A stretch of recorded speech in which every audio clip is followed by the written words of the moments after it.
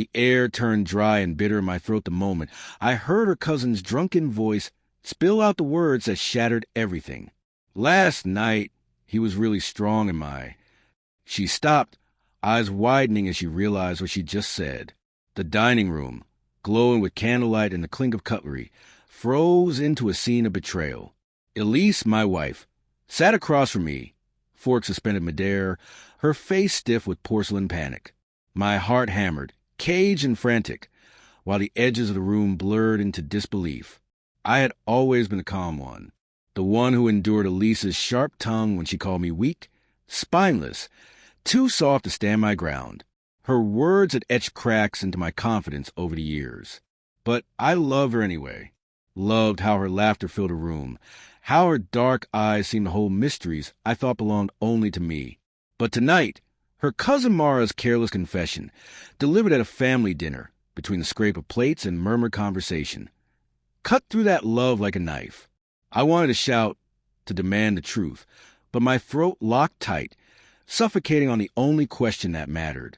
How could you? The night had begun so ordinarily. The rich smell of rosemary and roasted lamb drifted through the room. Elise had prepared the table with her usual care, linen napkins folded into swans, wine glasses catching the flicker of flames. Mara, visiting from out of town, had been lively, her laugh too loud, her stories too bold. I noticed the quick glances between her and Elise, sharp and warning, but I brushed them off as family friction. Now, I realized they were messages I had been too blind to read. My mind raced, replaying Mara's words. Last night, he was really strong. Strong where? In her arms? In her bed? The meaning was a poison spreading through my chest. Last night, I'd stayed late at the office, drowning in spreadsheets, texting Elise that I'd be home after midnight. She replied with a curt fine. Was Mara with her then? Or had Mara been with someone else? And I was twisting this into something it wasn't? Doubt gnawed at me, cruel and unrelenting, tangled with the heat of betrayal. I forced a smile, though my lips trembled. Mara, what were you saying? My voice was steady, but inside I was crumbling. Elise's eyes darted to mine, then away, her fingers tightening around her glass. Mara stuttered, cheeks flushed. Oh, I meant at the gym. He was lifting, really strong. Her laugh cracked, brittle and hollow. The gym, a lie so thin it was transparent. I hadn't stepped foot in one for weeks, and both she and Elise knew it. The table went still. The aunts, uncles, cousins around us felt the shift but stayed silent, their eyes lowered, their small talk dying. My pulse thundered in my ears, drowning everything else. I wanted to believe Mara's excuse, to cling to any shred of hope that this was all a mistake. But Elise's averted gaze, her lips pressed in with guilt, told me otherwise. The rest of dinner passed in a blur. I pushed lamb around my plate, appetite gone. Elise laughed too loudly at a joke, her hand brushing Mara's arm with familiarity that turned my stomach. Every touch, every glance was a breadcrumb leading me deeper into suspicion. I remembered the late-night text Elise dismissed as work, the weekend she spent at Mara's apartment, the faint trace of citrus perfume clinging to her clothes, not her usual lavender. By the time we returned home, the silence between us was alive, a living thing coiled tight.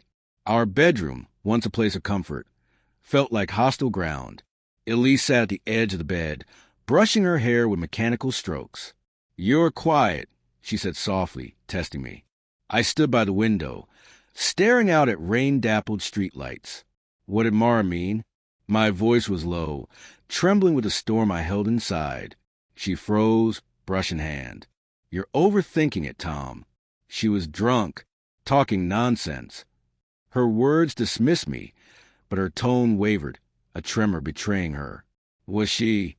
I turned, heart pounding, because it sounded like she was talking about me, about last night, when I wasn't even here. Her eyes flickered, guilt, fear. "You're being paranoid," she snapped, but too fast, too defensive. She stood with her arms crossed, a wall between us. "Mara's always been a flirt. You know that. Then why did you look so terrified when she said it?" My voice rose despite myself. The room shrank, air heavy with accusations I hadn't yet spoken. What's going on, Elise? Tell me the truth. Her mouth opened, then closed again. Her gaze fell to the floor. Silence stretched louder than any confession. Memories snapped into place. Her late nights, the private smiles, Mara's hand brushing hers at dinner. I wanted to believe it meant nothing. That Elise, the woman I built my life with, couldn't do this. But the pieces fit too neatly.